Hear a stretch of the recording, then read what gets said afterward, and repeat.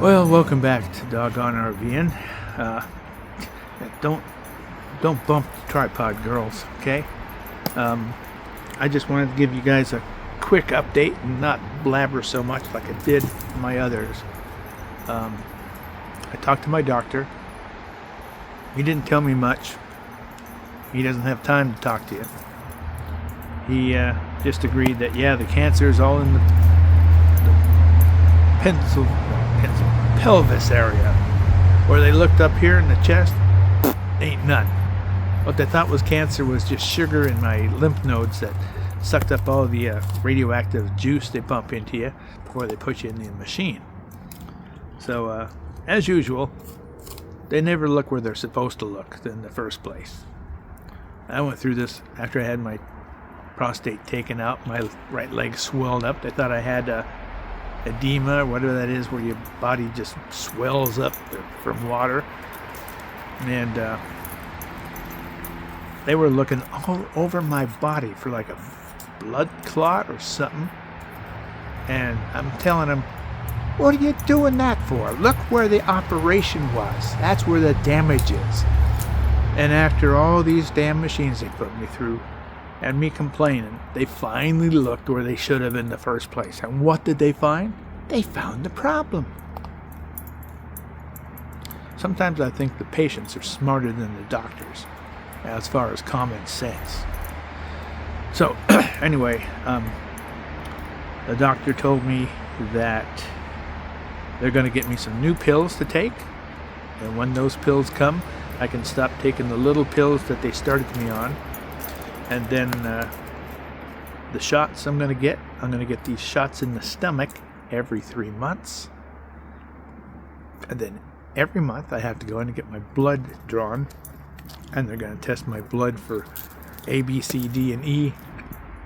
And then every 3 months or so I have a consultation with the doctor who's going to go over all these monthly shots and tell me where the numbers are. And excuse me. Gotta keep picking up the ball and throwing it for her. There. And he says, okay, we're done. You just follow the nurse here. She'll take you across the aisle to the infusion center. And they'll give you your shot. So, say, wham, bam, thank you, ma'am. And the doctor's gone. So I cross over into this other part of the medical center in the doctor's office area building, and everyone's laying out on chairs with infusions, IVs, all kinds of shit going into them. And I'm going, man, this looks like something out of a sci-fi movie where they're, who knows what they're doing to the people. So I'm taking over, put in a chair, told to relax. And the nurse comes with this machine with all kinds of gadgets on it, and they check me out, ask me a bunch of questions, and then they say, okay, we got to go through all this before they even mix the stuff we're supposed to give you. And so she comes out finally after they got these 2 syringes that are put together like this. Each one has some different chemical in it. And they're pumping it back and forth, back and forth. That's how they were mixing this stuff within the 2 syringes. And after they do it so many times, it's well mixed, I guess. Then they take your belly, or your stomach area, pinch it, clean it, sterilize it with those little alcohol wipes, and then stick you with the needle. And I've been given shots all my life, even through the military and everything. Everything under the sun, I swear. This just about killed me. I swear it was like somebody put a wasp in my stomach. Stung like hell. I've never felt that bad after a shot. Finally, after, say, 10 minutes, it finally faded enough so I could breathe easy and open my eyes. So, I talked to the nurse, and the nurse seemed to know more than the doctor was able to tell me about the shot and these pills I have to take, or they're going to get prescribed for me.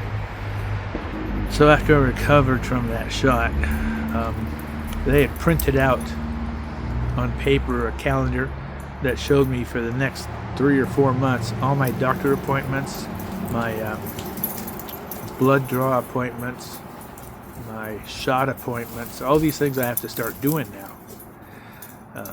So I said, well, okay.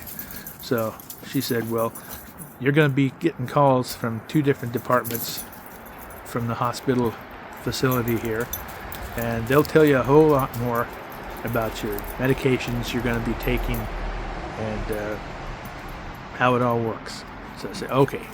So I go home, and about a couple hours later that afternoon, I get a phone call from the some department in the hospital, and they're talking about these shots that I just started today, and that I have to do those every 3 months, and then the pills they want me to take, those have to be ordered, and then when I get them, I have to stop taking these other pills they started me on and take these new pills that are 60 milligrams each, I think, and I have to take 4 of those every day.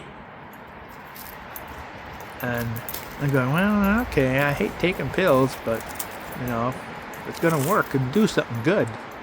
All right. And then they hit me with this. You have a copay due of $2,100, and after that, everything that you go beyond is free. And I'm thinking, okay, I just make, every month I'll pay a portion of it to get my month's supply of pills, and when I go over that amount, then whatever's left during that year is free. That's the way things usually work. Oh no, you have to pay whatever the cost that year of the pills are up front before they even give you one damn pill. So I'm talking to the lady and say, well, how much do these things increase every year? She's looking at her chart that they have that tells you what every year it goes.